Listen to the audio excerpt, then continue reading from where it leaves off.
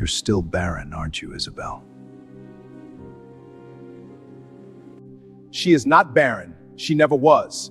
And she is going to be the mother of my child. Did you hear the news from the Presidential Inaugural Gala tonight? It's the kind of scandal that ends entire dynasties. Silas Thorne, the tech mogul who thinks he owns the city, just walked into the private reception and mocked his ex-wife, Isobel, right in front of the cabinet members.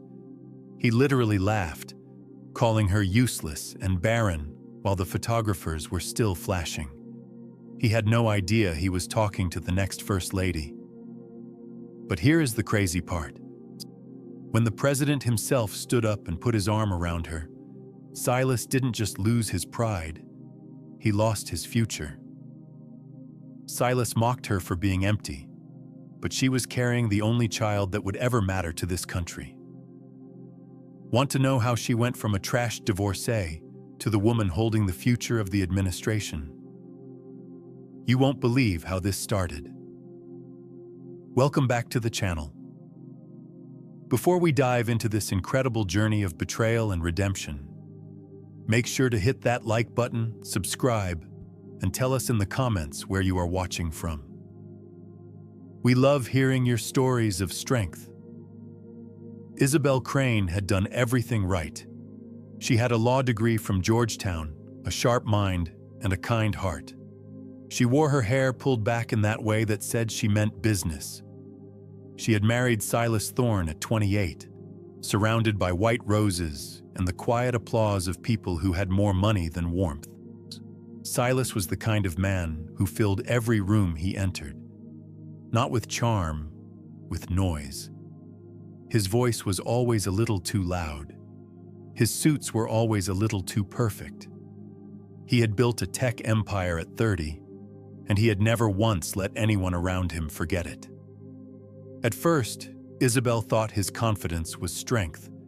She would learn, slowly and painfully, that it was something else entirely. They tried for a baby in their second year of marriage. Nothing happened. Isobel tracked her cycles on a yellow notepad, kept it in her desk drawer, tried not to cry when the calendar turned another month without news. Silas suggested a doctor. She agreed. She went first, alone, on a cold Tuesday morning in November. The clinic was called Harwick Fertility Associates. It sat in a glass tower downtown, all pale marble and soft lighting. The kind of place that made you feel like everything would be fine, even when it wasn't. The doctor's name was Dr. Fenwick. He was a short man with reading glasses and a manner that seemed rehearsed, like he had said every sentence he ever spoke to a patient at least 50 times before. He sat across from Isobel and told her, with a kindness that felt mechanical, that her results showed she was unlikely to conceive naturally. He used the phrase, significant challenges. He used the phrase, unlikely but not impossible. He handed her a pamphlet. Isobel drove home with the pamphlet on the passenger seat. She did not cry. She had taught herself years ago that crying in cars was a dangerous thing.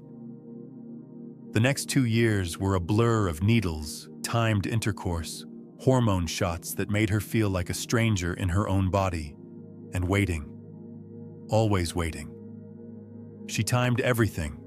Every meal, every injection, every night she and Silas came together, not out of love, but out of schedule. Silas was impatient from the start. He had a habit of checking his phone during the quiet moments, so he never asked her how the injections felt. He never sat with her in the waiting rooms. "I'm busy," he would say. "You've got this handled." She had not got it handled. She was drowning, quietly, in a way that no one around her could see. The second round of IVF failed, then the third. Each failure was accompanied by a shift in Silas's face, not grief, but something colder. Calculation. As if each negative result was not a loss for them, but a deficit she had created. "My mother had 4 children," he said one evening, not looking up from his laptop. My sister has 3. I don't understand why this is so difficult. Isobel said nothing. She went to the kitchen, washed the dinner dishes, and stood at the sink for a long time, looking out at the city lights.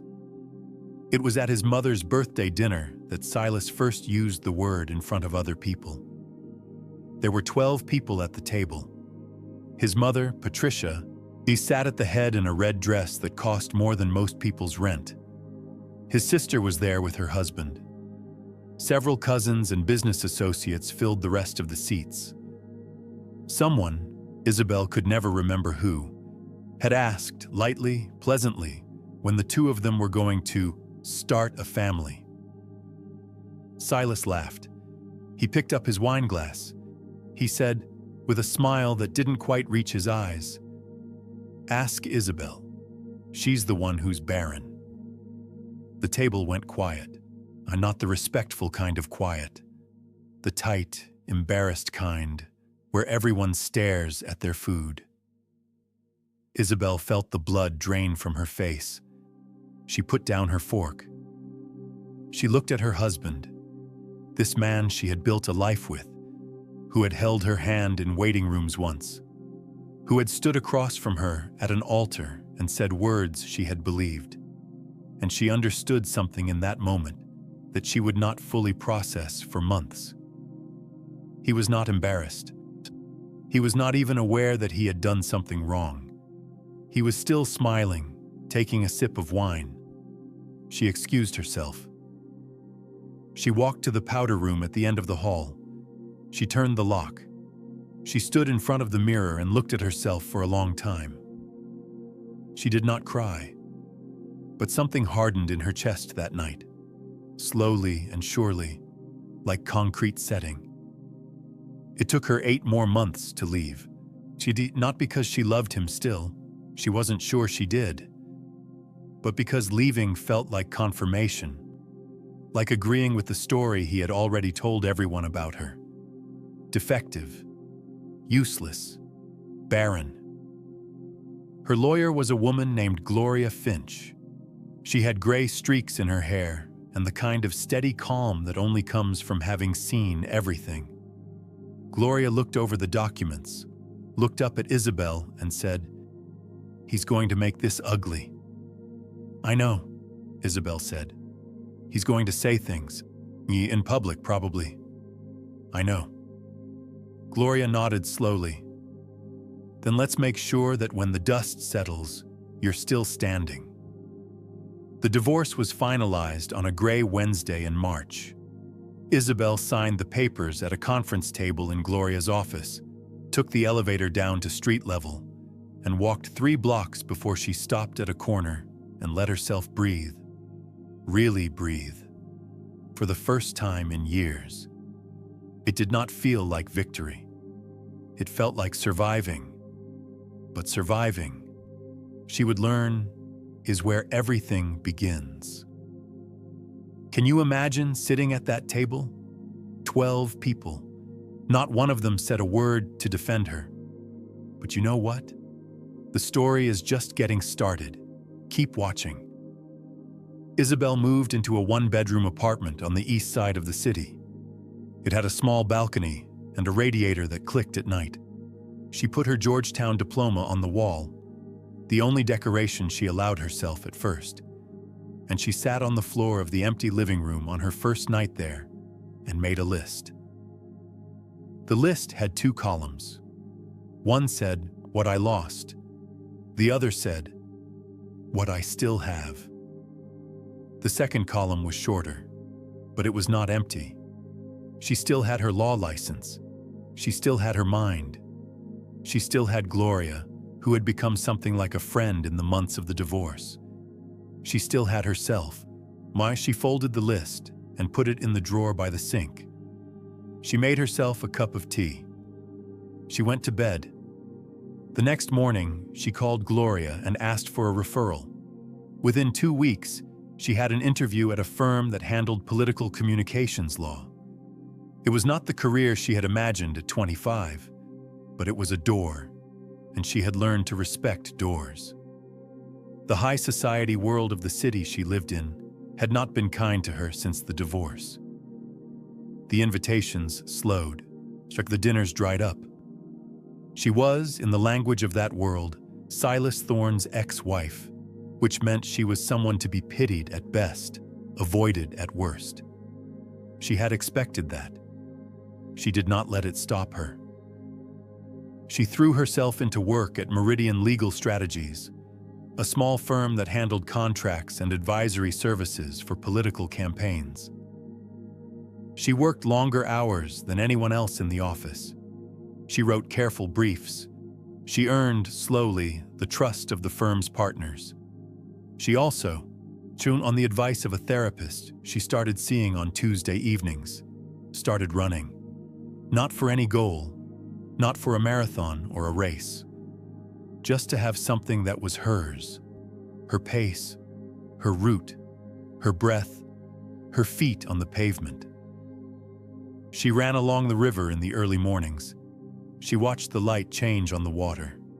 She let herself be small in the world for a while, and she found, to her surprise, that it did not feel like failure. It felt like freedom. 18 months after her divorce, Meridian was hired as a legal advisory firm for the presidential campaign of Senator Dominic Sterling. The briefing on Sterling was straightforward, on paper.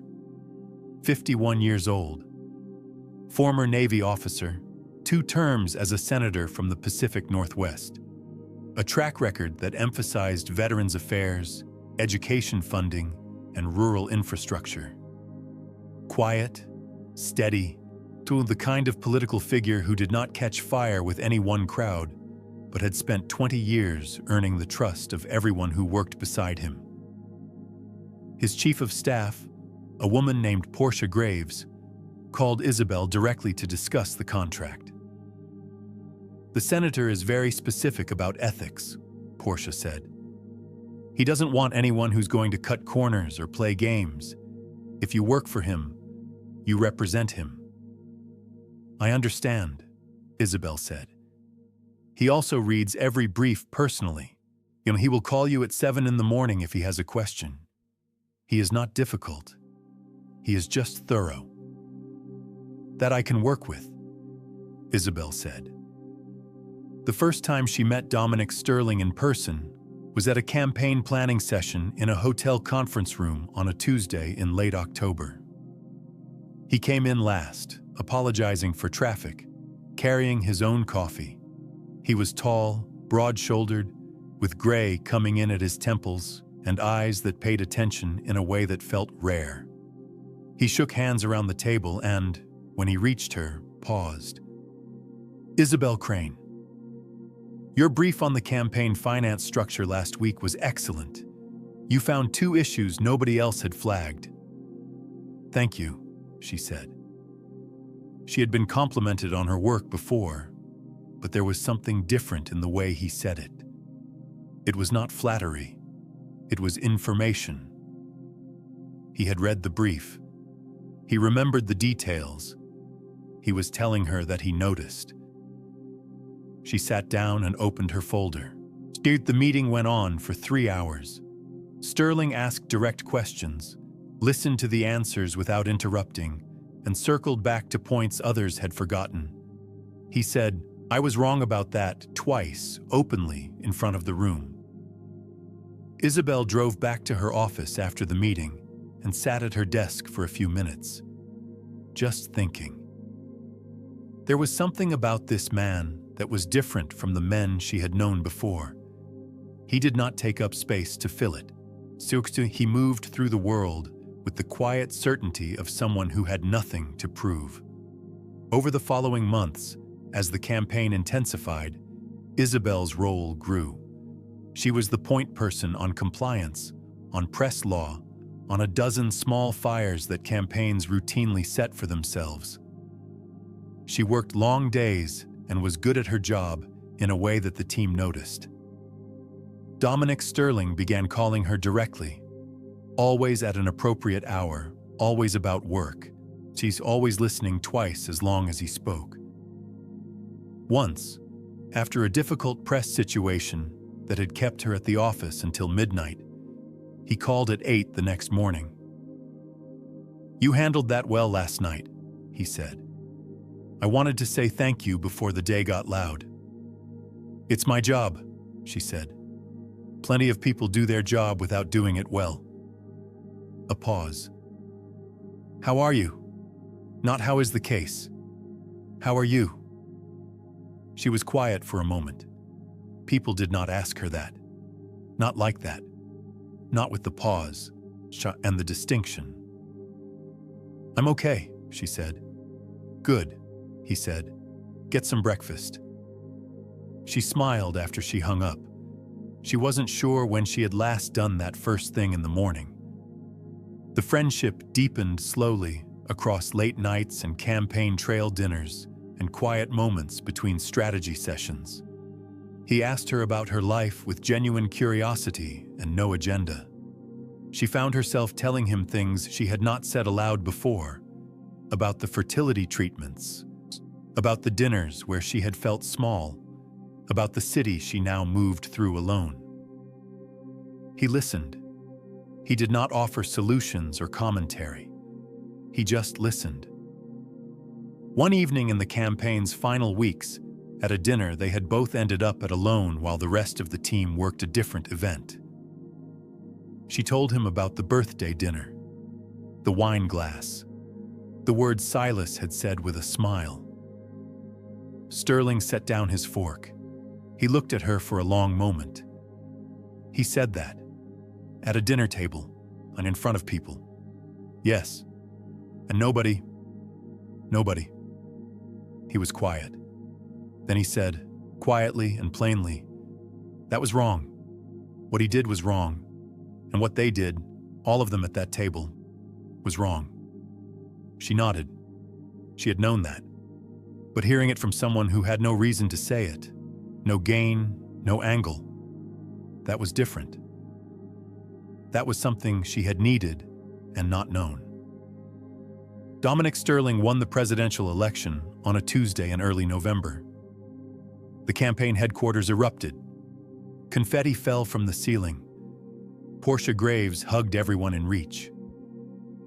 Someone handed Isobel a glass of champagne. She was standing by the window, watching the crowd below cheer in the street, when Sterling found her. The room was full and loud, and yet the moment he stopped beside her felt very still. "We did it," he said. "You did it," she said. "We," he said firmly. He was quiet for a moment. Then he said, "I'd like to keep working with you. In Washington, if you're willing." She turned to look at him. He met her eyes with that same steady attention he always had. "I'm willing," she said. What neither of them said out loud, not that night, not for weeks after, was that something had shifted between them. Slowly, honestly, without drama or games. The way things shift when two people have been through something real together and emerged on the other side still standing next to each other. He noticed. He remembered. He asked her how she was, not about the case. Who does that? The president-elect, that's who. Stay with me, because next comes the moment that changes everything. It was a Tuesday in January, 3 weeks before the inauguration. Isobel had been in Washington for 6 weeks, working out of a temporary office in a building near the transition team's headquarters. The days were long and dense with detail. She had barely slept. She had not thought about her own body in months. She noticed it first as tiredness, then as something else. A feeling she could not name, a sensitivity in her body, a slight turning in her stomach that was not stress and not illness, but something different. Something she had felt before, dimly, during the IVF cycles, before the chemicals had taken over and confused every signal. She bought a test at a pharmacy 3 blocks from her apartment on a Wednesday evening. She took it home. She sat on the edge of the bathtub with it in her hands for a long time before she used it.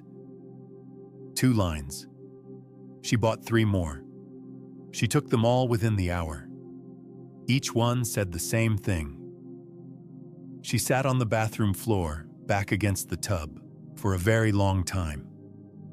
The apartment was quiet. Outside, the city moved along without knowing. She found a new doctor, Dr. Patricia Whitman, OBGYN, a woman with a direct manner and an office full of plants. She went in on a Friday morning. We said nothing about the prior diagnosis and asked for a full assessment. Dr. Whitman examined her, asked thorough questions, ran a panel of tests, and called her back in 4 days later. The results were not what Harwick had told her 7 years ago. "Your fertility markers are normal," Dr. Whitman said, looking at the report in front of her. "Not reduced, not marginal. Normal. Your hormone levels, your ovarian reserve, in your uterine structure, all of it is normal for your age." Isobel sat very still. "That can't be right." "The tests don't lie," Dr. Whitman said. "What were you told before?" Isobel told her. "The clinic, the diagnosis, the word significant challenges, the 3 failed IVF rounds." Dr. Whitman's expression shifted. She leaned back in her chair. She looked at Isobel carefully. "I want to be cautious about what I say," she said. "But the picture you're describing, a diagnosis that doesn't match your actual results, fertility treatments begun on the basis of that diagnosis. This is something you should have looked at by someone qualified to review medical records. A lawyer, possibly." "A lawyer," Isobel said quietly. "Someone you trust." Isobel called Gloria Finch that afternoon. Gloria had been in practice for 30 years. She was not easily shocked. But when she called Isobel back after a week of requesting and reviewing the records from Harwick Fertility Associates, her voice had a different quality to it. A tightness. "Isobel," she said, "you need to sit down." The records told a story. Harwick Fertility Associates had a managing partner who had, for several years, maintained a consulting agreement with the Thorne family office, the corporate entity that managed Silas Thorne's personal wealth and business interests. The agreement was structured as advisory work. It was paid quarterly. The first payment had been made 6 weeks before Isobel's initial assessment at the clinic. The diagnosis in her file did not match the raw test data that was also in the file. Someone had changed the summary, not the raw numbers. Those were still there, buried in pages of clinical notation. But the summary that Dr. Fenwick had presented to Isobel, the one that had shaped every conversation, every decision, and every needle and injection and scheduled night for 3 years, that summary had been altered. "Who changed it?" Isobel asked, though she already knew the answer in the cold center of her chest. "We don't know yet," Gloria said. "But we know when it was changed, and we know who was paying the clinic at the time." There was a long silence on the phone. "He knew," Isobel said. Her voice was very quiet. "Silas knew I was fine. I'm not in a position to say that definitively yet. But the evidence, he let me believe I was broken," she said. "For years. He let me..." She stopped. She sat at her desk in the Washington office, phone pressed to her ear, and let the full weight of it settle. All those mornings, all those needles, all those quiet nights when she had felt unworthy of a life she had desperately wanted. All those moments at the dinner table when she had absorbed his contempt and believed it was earned. None of it had been true.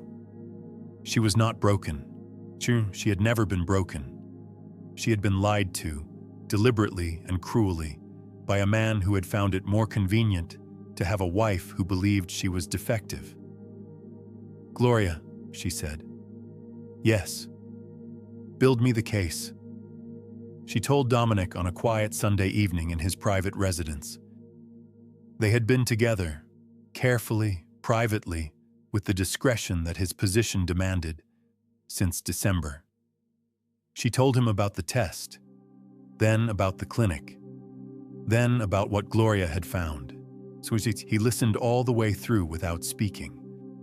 His expression was steady, not blank, but held. He was someone who processed things before he responded. She had always respected that about him. When she finished, he was quiet for a moment. Then he said, "How are you doing with all of this?" "That's always your first question," she said. "It's always the right one." She looked at him. "I don't know yet. I think I'm still understanding what was taken from me." She paused. "But I know I want this. The baby. I know that clearly." He reached across and took her hand. No speech, no declaration, just presence. "Then we figure it out together," he said. "The right way, whatever you want." She believed him. She had learned over the past year to trust the difference between words said as performance and words said as fact. His had always been the second kind. He lied to her, for years. He paid a clinic to tell her she was broken so she'd believe it. Can you imagine? But here's the thing. Every lie he told just set the stage for her greatest moment. Don't go anywhere. The story of the president-elect's new relationship became public knowledge in February, 3 weeks after the inauguration. A photograph, approved and released by the Transition Office, showed Dominic Sterling and Isobel Crane at a small private dinner, his hand on the table near hers, both of them mid-conversation, both of them looking like people who belonged in the same room. The response was what it always is when a powerful man appears with someone unexpected, a brief storm of commentary, some admiring, some skeptical, some merely loud. Silas Thorne saw the photograph. He was in his glass tower office when his assistant sent him the link. He looked at it for a long time.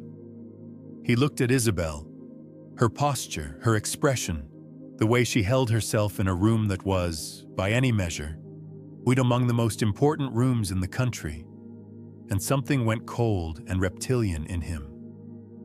He had spent 3 years building a story about his ex-wife, unstable, difficult, a woman undone by her own limitations.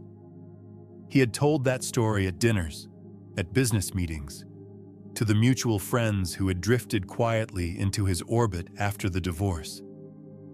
The story had done its work. It had shaped perception. Now the photograph was undoing it. He called his lawyer that evening. He called 2 political contacts the next morning. He began making plans. The first move was a leak. A brief item appeared on a political gossip site 2 days later. It cited an anonymous source close to the transition team, describing Isobel as emotionally volatile and difficult to work with under pressure. It mentioned, carefully and with a hedge, that she had experienced significant personal difficulties in recent years. Isobel read it over her morning coffee. She set down the cup. She had been in law long enough to recognize the shape of what this was. This was not random.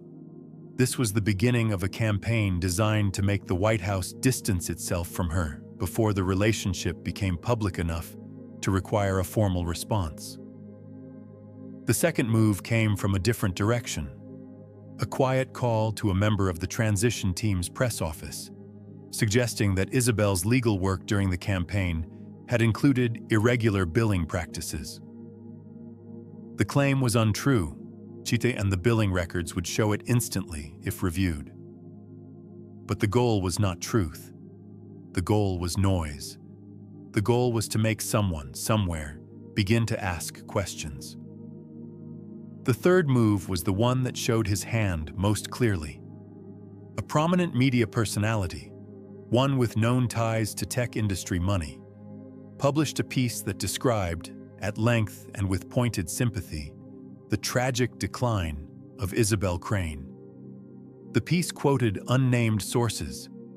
It described her divorce, her fertility struggles, and the emotional instability that had apparently defined her years since. It used the word barren in the second paragraph, presented not as insult, but as medical fact. It did not name Silas Thorne, but anyone who knew Isobel, anyone who knew that world, knew immediately where the story had originated. Portia Graves called Isobel at 7 in the morning the day the piece published. "I've read it," she said, before Isobel could speak. "I know where it came from, and I want you to know. Dominic knows too, and the office is not responding to it." Not responding means we're not validating it by engaging with it. The billing records are clean. Your work history speaks for itself. We have a full statement ready if necessary, but right now, we're not feeding the fire. Isobel exhaled slowly. "There's also something else," Portia said. "Gloria Finch called my office yesterday.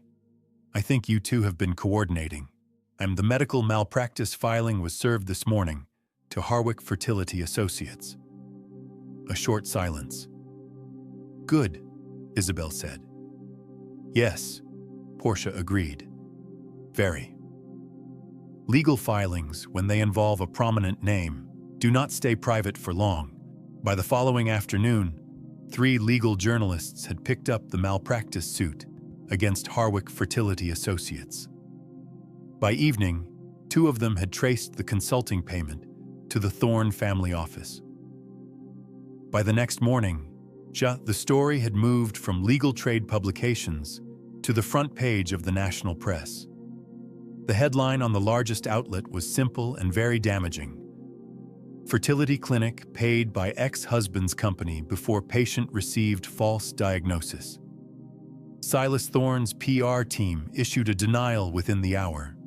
They used phrases like baseless allegations and opportunistic timing and a pattern of harassment by a vindictive ex-spouse. The counter-narrative did not find much traction. The numbers in the legal filing were very specific and very clear. Silas, for the first time, was on the defensive, and he was not comfortable there. He called in every favor he had. He pressed every contact he owned, and he made one final decision that would seal his fate. He accepted the invitation to the Presidential Inaugural Gala. He would attend. He would appear strong. He would demonstrate to everyone who mattered in that world that Silas Thorne was not a man who got pushed around. He had no idea what was waiting for him in that room. He thought he still had power. He thought he could walk into that room and take it back. Oh, but he had no idea. The last chapter is coming, and it's everything. The gala was held at the White House in the 3rd week of April. It was billed as a private celebration for key donors, senior cabinet members, and close allies of the new administration.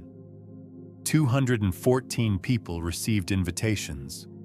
The dress code was black tie. The security was thorough. Silas Thorne arrived at 7:15 in a car that was more expensive than most people's apartments.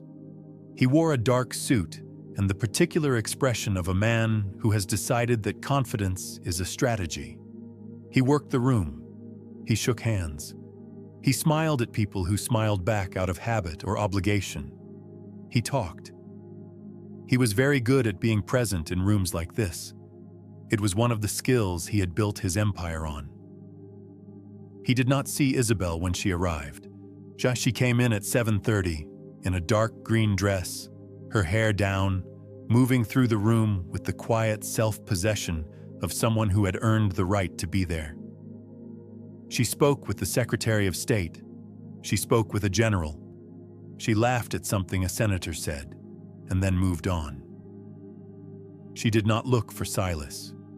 She did not need to. It was at the pre-dinner reception, near the east windows of the main hall, that Silas found her. He had been drinking, and not heavily. Silas was too careful for that, but enough to sharpen the edges of the cruelty he kept just below the surface. He stopped in front of her. She turned at the sound of his voice. "Isobel," he said. He looked her over in that way he had, slow, assessing, meant to diminish. "You look different." "Hello, Silas." There were 6 people nearby. A deputy secretary, 2 cabinet wives, a senior advisor and his husband, a photographer who had been capturing candid moments of the reception and had not yet turned away. "I hear you've been busy," Silas said. He smiled. The smile did not reach anything above his jaw. "Playing campaign advisor. Very brave of you, given everything." "Thank you," she said pleasantly. He lowered his voice, but not so much that the people nearby couldn't hear it. "You know, I've been thinking about you lately, reading about you. All these stories." He paused. "It's just a shame. After everything we went through, all those years, all that..." He gestured vaguely, as if searching for the precise word for something he had enjoyed breaking. "You know, the treatments, the disappointments." His smile thinned. "You're still barren, aren't you, Isobel?" It was not a question. The photographer lowered his camera. The deputy secretary turned. Isobel looked at Silas for a moment. She did not flinch. She did not look away. She simply looked at him the way you look at something you once found frightening and no longer do. Before she could respond, the room shifted. The murmur that moved through a crowd when the President of the United States enters a room is unmistakable. Not a sound exactly, more like a change in pressure. Dominic Sterling walked in from the side entrance, flanked by 2 staff members.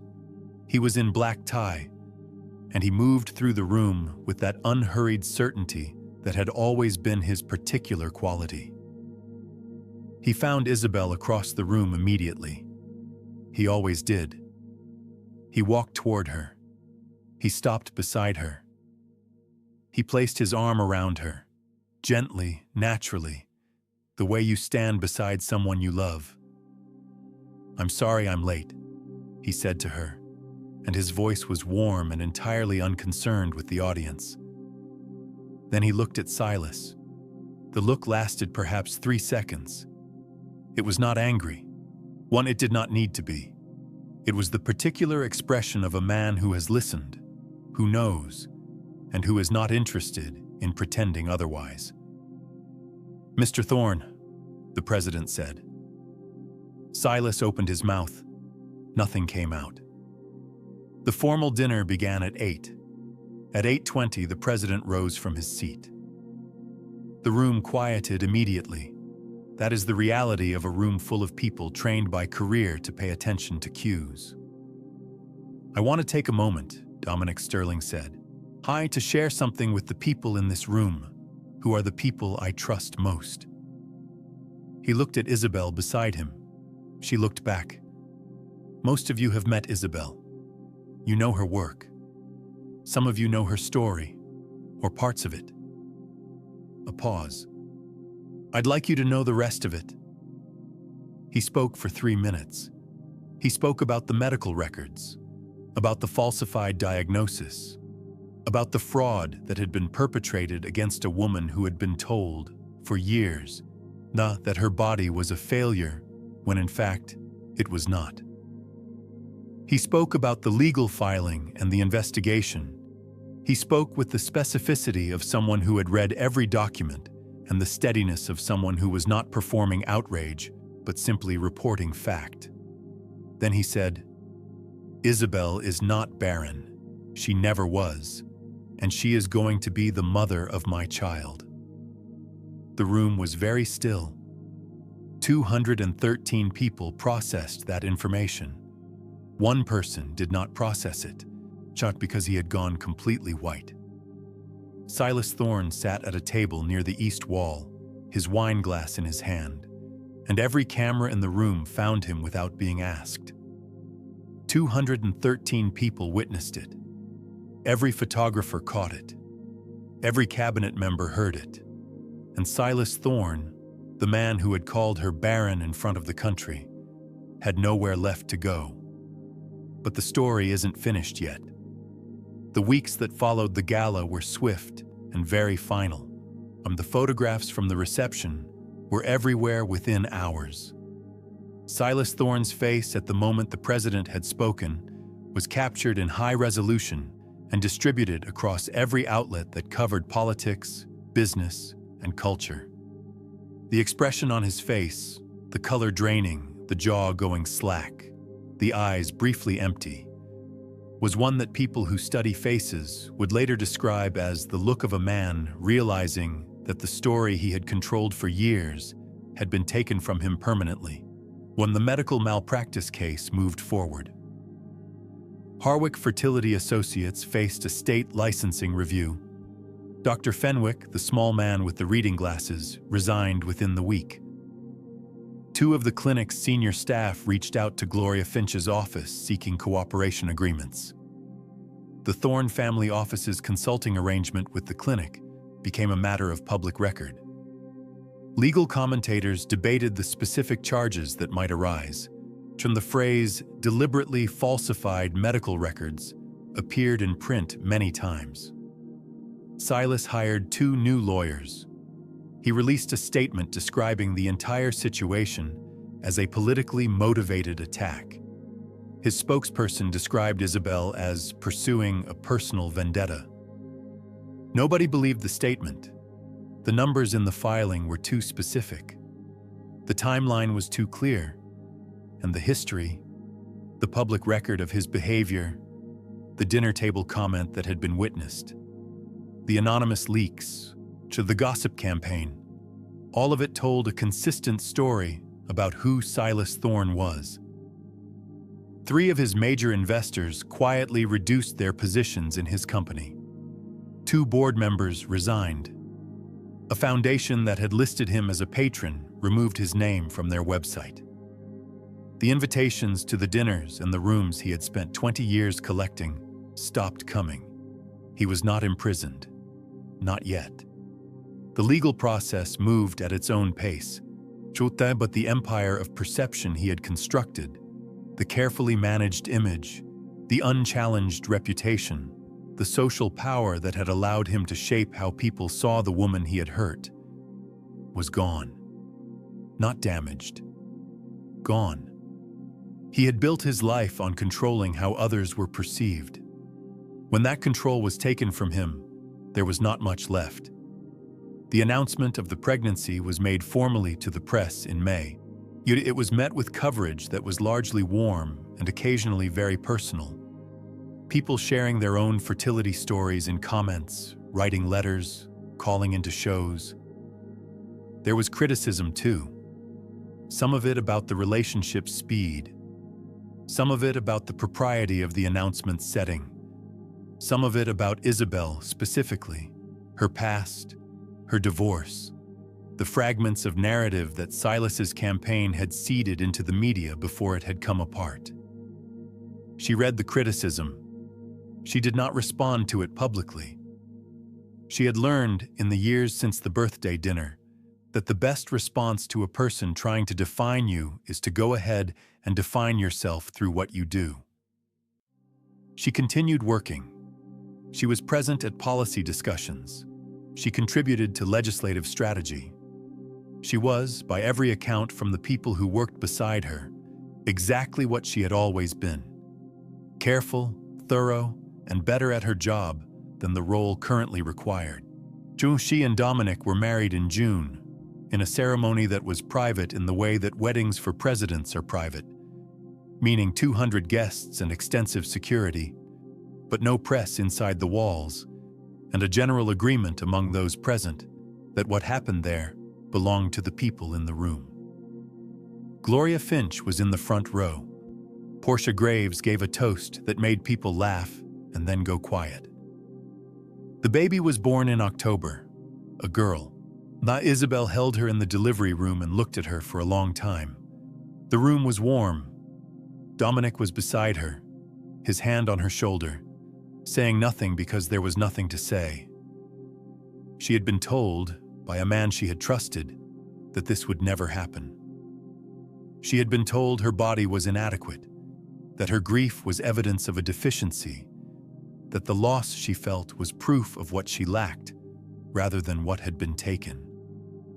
None of it had been true. The baby made a sound. Isobel looked at her daughter and understood something she had not had language for before. That surviving is not the same as living, and that living requires the courage to believe, against evidence that was manufactured to stop you, that you are enough. She had been enough the whole time. She still ran in the mornings. Not every day.